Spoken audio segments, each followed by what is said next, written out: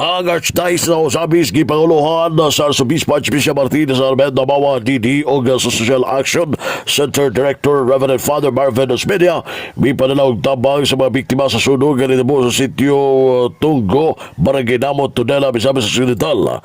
Ginala mga ayuda ganito sinahan sa kanunay Panabang Mission Station sa Katipunan, Ozamis Occidental kung nasa nasakop ang mga barangay sa parokya alang sa 22 ka mga panimalay o 25 ka pamilya nga naka-survive o biktima sa sunog.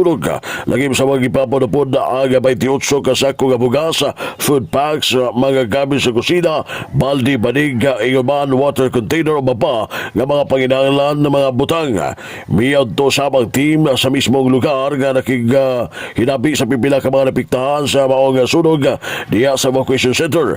Bisan pa sa nitabo kini nga buntag sumapang halos walay naluwasa, walay nakuha nila nga mga gamit o mapasalamaton sila nga walay naangol o namatay sa maong insidente.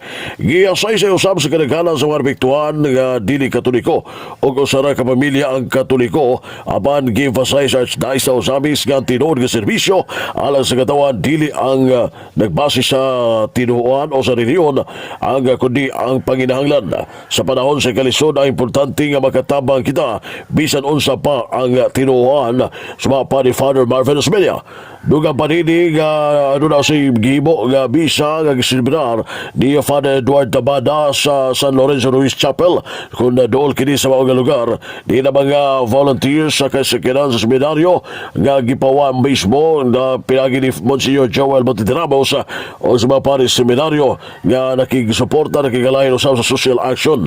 Gadagang pagdagan usab ni Father Tabada nga makuluganon ang iyang paghatag og may nga piliun kanunay ang buhat nga maayo ang makahatag kayuhan sa uban ang makapadaog dias kinabuhi.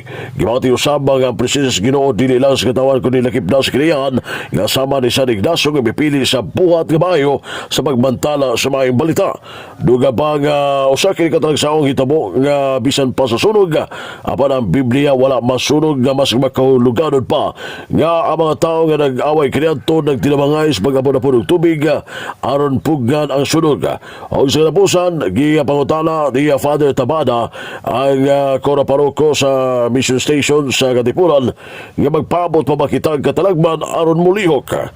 Busang ipasalamatan sa social action sa team sa social action ang tanan nga manangan lambigit labi na ang mga manggiyatagon, mga youth volunteers o mga Marian youth nga nitabang sa pag-andam labi na sa mga misyon sa pag-alagad ngadto sa mga katawan labi na sa nabiktima sa sunog diya sa Namut, Tunggo, Tudela, Ozamis Occidental.